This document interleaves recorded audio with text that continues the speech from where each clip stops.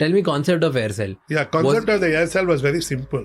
You see, 40 years before, or let us say when Marconi or whoever is invented telephone or radio or anything, they removed the distance from you.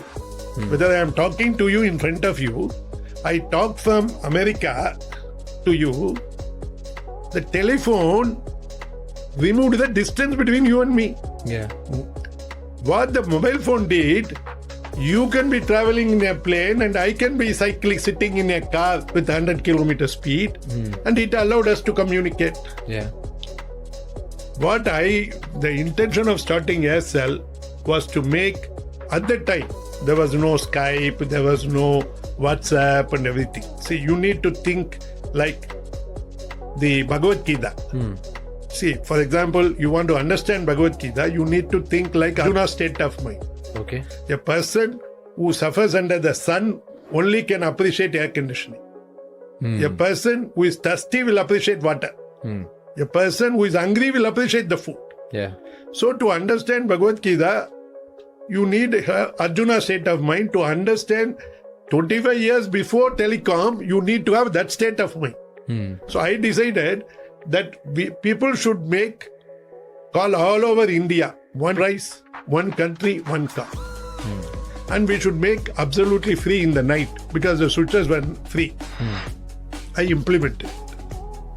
I was very successful. And success had a problem.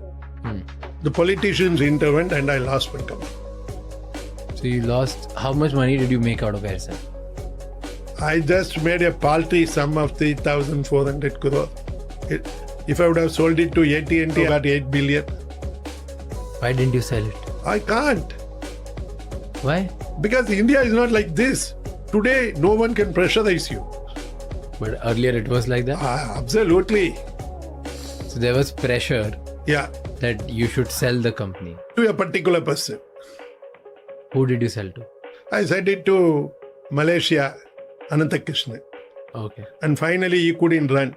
He lost 4-5 billion. And the Indian banks lost 25,000 crore because of Aircel. But then because of the other person who couldn't run it. Anantakrishnan gave guarantees to Standard Chartered Bank and foreign banks. Anantakrishnan has not given guarantees to Indian banks. And I believe he gave guarantee to State Bank, but State Bank was good enough to tell, and they returned their personal guarantees. So no bank has got any money back from Aircel. Okay. And that is my belief. I don't know and I don't want to enter into any issues. So there was a pressure to sell the business because you were becoming big? Yes. And anyway, I feel happy. But it's okay, it's all old stories. Yeah. So in India, earlier, if you build a large business... That is 10 years back. 10 years. Now you build a business, no one can pressurize you. Really? Yeah. Now it is liberalized India. You can do what you want. See, my complaint is not that they forced me to sell. The complaint is they should have allowed me to sell to Aircel. Aircel to AT&T, who offered me 8 billion. Oh.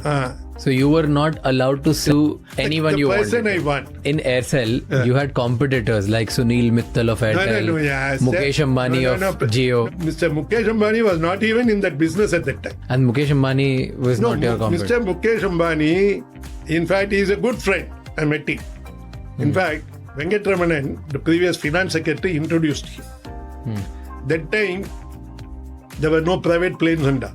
We used to stand in Air India queues. He used to come at my back and say, hello, Siva. He is a very nice person. I wish him all the best. I have all the prizes for him.